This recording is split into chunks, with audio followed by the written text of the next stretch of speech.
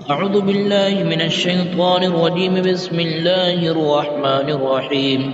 يا أيها الذين آمنوا أنفقوا من طيبات ما كسبتم ومما أخرجنا لكم من الأرض ولا تيمموا الخبيث منه تنفقون ولستم بآخذيه إلا أن تغمضوا فيه واعلموا أن الله غني حميد.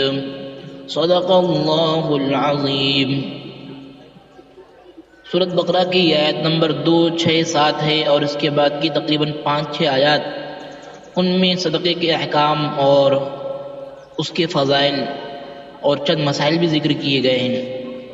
یہ کتاب ہے قرآن مجید کی تیسری کتاب اور اس کے صفحہ 48 پر یہ واقعہ ذکر کیا گیا ہے اور ساتھ میں احکام بھی ہیں. کہا جا رہا ہے کہ اللہ کی راہ میں جو کچھ خرچ کیا جائے اسے اچھا اور پاکیزہ ہونا چاہیے. دوسروں کو وہی چیز دینی چاہیے جسے ہم خود لینا پسند کرتے ہوں. راہ الہی میں خرچ کرتے وقت عموماً انسان اور اس کی دور اندیشی بہت بڑھ جاتی ہے اور شیطان مستقبل کی ضرورتوں کا ایسا نقشہ نگاہوں کے سامنے پیش کرتا ہے کہ کفایت شعاری کا جذبہ پیدا ہو جاتا ہے. فقر و تنگ دستی کے خوف سے دل لرزنے لگتا ہے. عقل مصلحت اندیشی کا مشورہ دیتی ہے اور طبیعت بخل کی راہ اختیار کرتی ہے. اس انسانی فطرت کا لحاظ کر کے اللہ تعالیٰ نے مسلمانوں کو خاص توجہ دلائی ہے کہ وہ اس شیطانی وسوسے میں مبتلا نہ ہوں بلکہ خدا پر یقین اور بھروسہ رکھیں. وہ بڑی کشائش والا ہے، حکمت والا ہے اور جس کو یہ نعمت نصیب کر دی گئی سمجھیے اسے سب کچھ حاصل ہے.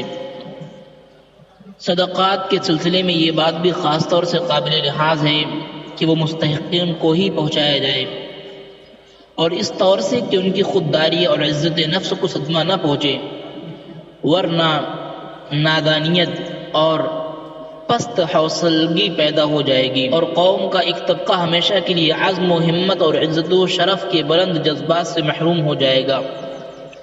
اس لیے لوگوں کا امداد کا سب سے بہتر طریقہ تو یہ ہے کہ ایسی تمام رقوم بیت المال کے حوالے کر دی جائیں اور وہاں سے حسب ضرورت حاجت مند اصحاب کی مدد کی جائے. لیکن اگر اس کا انتظام نہ ہو پائے یا براہ راست امداد کی ضرورت محسوس ہو تو پھر بہت ہی پوشیدگی کے ساتھ اعانت کرنی چاہیے تاکہ لینے والے کے عزت نفس کو صدمہ نہ پہنچے اور خیرات کرنے والا بھی ریا و نمائش اور شہرت و ناموری کے خیال سے محفوظ رہ سکے. اس لیے اللہ تعالیٰ نے فرمایا کہ تمہارے لیے بہتر ہے. قرآن نے کہا خیر لکم.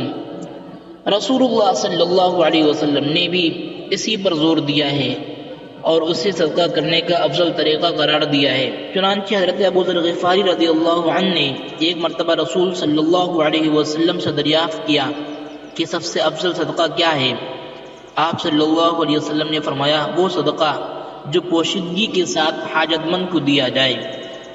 صحیح ہے یعنی کہ بخاری اور مسلم میں حضرت ابو ہریرہ رضی اللہ عنہ کی مشہور روایت ہے کہ رسول اللہ صلی اللہ علیہ وسلم نے فرمایا کہ قیامت کے دن اللہ تعالیٰ 7 قسم کے آدمیوں کو اپنے عرش کے سائے میں جگہ دے دے گا. نمبر 1 منصف فرما روا. نمبر 2 وہ نوجوان جس کی نشو و نما اللہ کی بندگی میں ہوئی ہو. نمبر 3 ایسے 2 شخص جو اللہ تعالیٰ ہی کے لیے ایک دوسرے سے محبت کرتے ہوں. نمبر 4 ایسا شخص جس کا دل مسجد سے آنے کے بعد جب تک پھر وہاں نہ واپس پہنچ جائے مسجد میں ہی لگا رہتا ہو. نمبر 5 وہ شخص جو تنہائی میں بھی اللہ کو یاد کرے تو اس کی آنکھیں اشک بار ہو جائیں. نمبر 6 ایسا شخص جسے صاحب عزت و جمال عورت اپنی طرف مائل کرنا چاہے تو وہ جواب ایسے دے کہ میں اللہ رب العالمین سے ڈرتا ہوں. نمبر 7 وہ شخص جس پوشیدگی کے ساتھ صدقہ کرے کہ اس کے بائیں ہاتھ کو بھی پتہ نہ چلے کہ اس کے دائیں ہاتھ میں کیا خرچ کر دیا ہے. اور حضرت انس بن مالک رضی اللہ عنہ سے بھی ایک روایت منقول ہے کہ جس میں رسول اللہ صلی اللہ علیہ وسلم نے ایک عجیب بلیغ انداز سے اس جانب توجہ دلائی ہے کہ فرشتے پوچھتے ہیں اے رب پہاڑوں سے بھی زیادہ کوئی سخت چیز ہے؟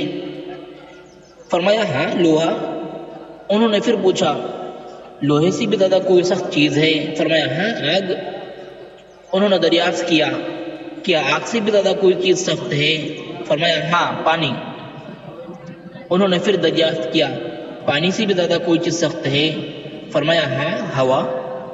فرشتوں نے پوچھا کیا تیری مخلوق میں ہوا سے بھی زیادہ کوئی چیز سخت ہے؟ فرمایا ہاں وہ آدمی جو اپنے داہنے ہاتھ سے خیرات کرے اور اسے اپنے بائیں ہاتھ سے بھی چھپائے۔ اس حدیث میں نہایت ہی بلیغ انداز میں ایک بہت اہم حقیقت کی جانب اشارہ کیا گیا ہے۔ واقعی انسانی نفس کے لیے سلوک کر کے اس کو چھپانا بہت ہی شائق ہوتا ہے۔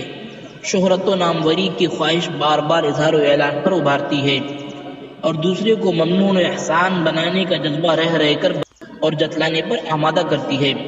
بلا شبہ وہ شخص بہت ہی سخت ہے جو نفس کے ان تقاضوں کو دبا لیتا ہے اور احسان کر کے اسے پوشیدہ ہی رکھتا ہے۔ پوشیدگی کا طریقہ بہت ہی بہتر ہے، لیکن کبھی کبھی دوسروں کو ترغیب دلانے کے لیے عملی مثال کی ضرورت ہوتی ہے۔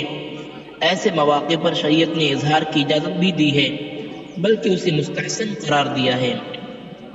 زکوٰۃ و عشر وغیرہ ضروری صدقات کے لیے بھی یہی بہتر ہے کہ بالاعلان ادا کیے جائیں تاکہ دوسروں کو اس کے ذریعے سے تلقین ہو سکے۔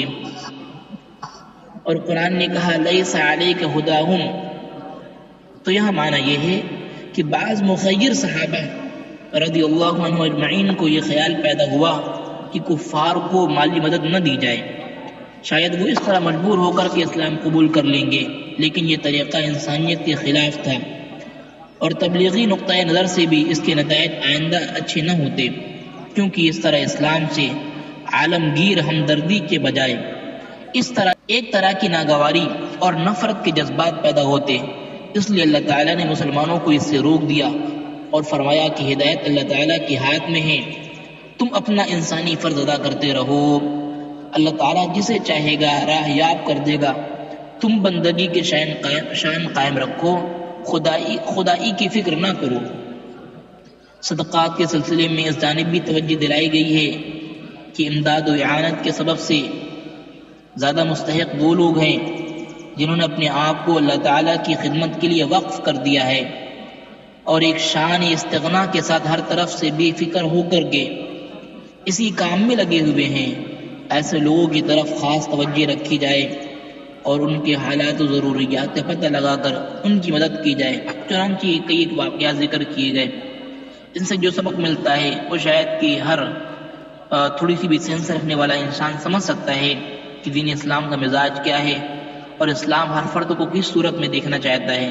اللہ تعالی ہم سب کو سمجھنے کی توفیق نصیب فرمائے۔